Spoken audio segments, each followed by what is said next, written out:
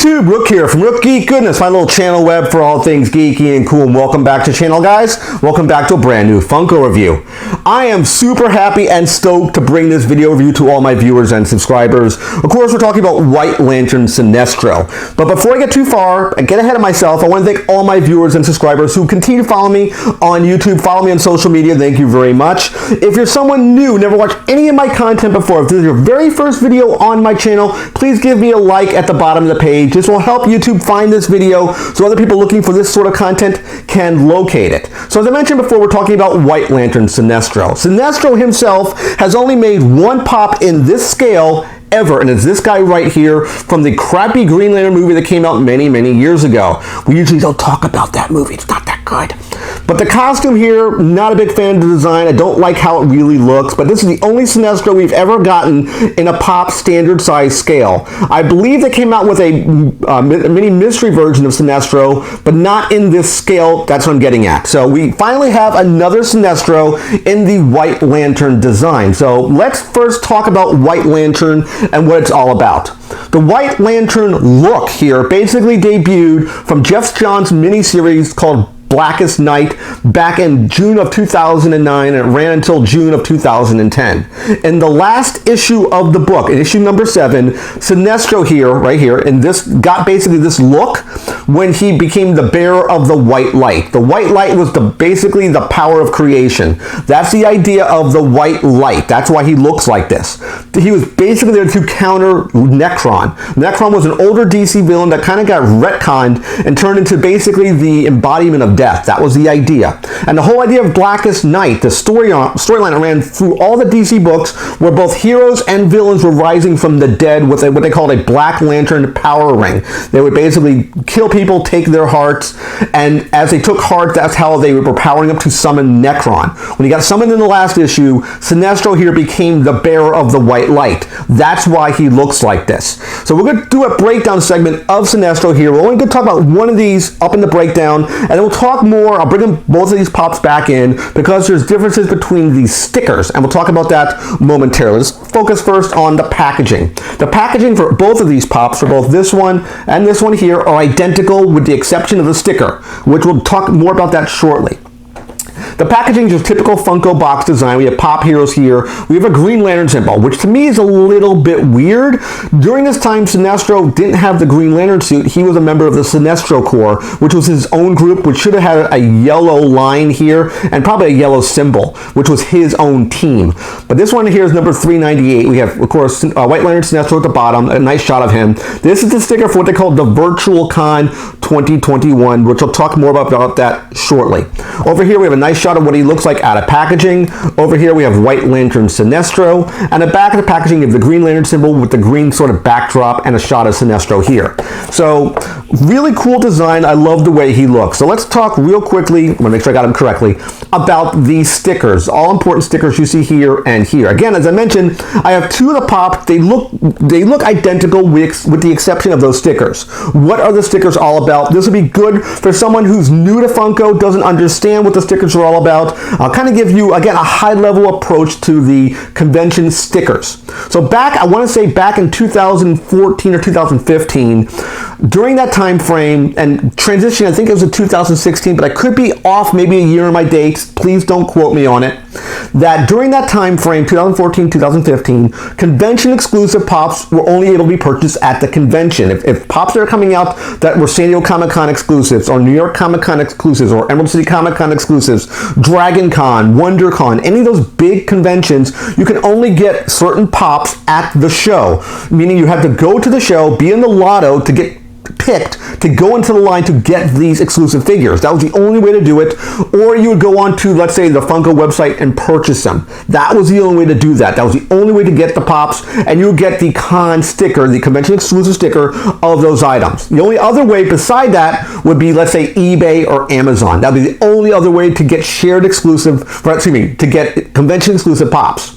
I want to say 2016 and possibly 2017 and newer, they decided to branch that the ideology out and make it what they called shared conventions exclusives, meaning certain stores would get a certain selection of characters that you could get at those locations, which were identical as far as the character itself, the pop itself, and the packaging with the exception of the sticker. That was the only change. So if you took the stickers off both these boxes, they would be identical. You couldn't tell the difference between a convention exclusive and a shared convention exclusive. The one we're looking at over here, I believe this is this one right here. Yep, the summer convention one on my left, your right. This one here was a Hot Topic exclusive.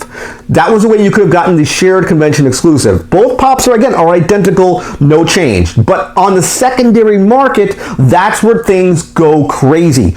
Because this sticker right here means it's worth more money, because that means you would either have gone to the convention to purchase it or got it from the Funko shop to buy it. This, if you look at both these pops on eBay, I think this one right here, this version of Sinestro, I think goes for about $20 to $30. Well, this one, again, same pop, just a different sticker, goes for about $50 to $60. Just as an example, on eBay right now, it charges, you get about double the price. Is this a catch-all? Is it always double the amount? I don't really want to say that. It's usually a lot more than the shared convention exclusive as opposed to the normal convention exclusive. I hope I didn't, get you guys riled up and couldn't figure out where I was coming from. That's the idea between shared exclusive and convention exclusive. Just don't get confused by that. That the shared exclusives are much cheaper all along on the secondary market than the convention releases, and it's usually dictated by a change of the sticker. That's the only normal difference between the two. With that being said, with my long rhetoric out of the way, let's get Sinestro out of the packaging and continue the breakdown segment. Alright guys, we have White Lantern Sinestro out of packaging. Next thing we do, we take a pop out of packaging is look at the paint and articulation. First thing really noticing when we take this guy out of packaging is he's much slender in design and look and feel compared to that bulky one we've seen many years ago. The original Green Lantern Sinestro we saw from that movie, which I mentioned at the beginning of the video. Much different buck, doesn't look anywhere near this version of Sinestro. This uses more of a traditional buck, while this one's been redesigned and retooled, so he doesn't look anywhere near like this Sinestro right here. Let's take a look also. He's in a flight stance, or a flight pose he's using. He's using what they call a flight stand here. It's basically a single post right here, single post on the back of near his neck. You simply plug it in and you're good to go. It holds securely, it won't fall out.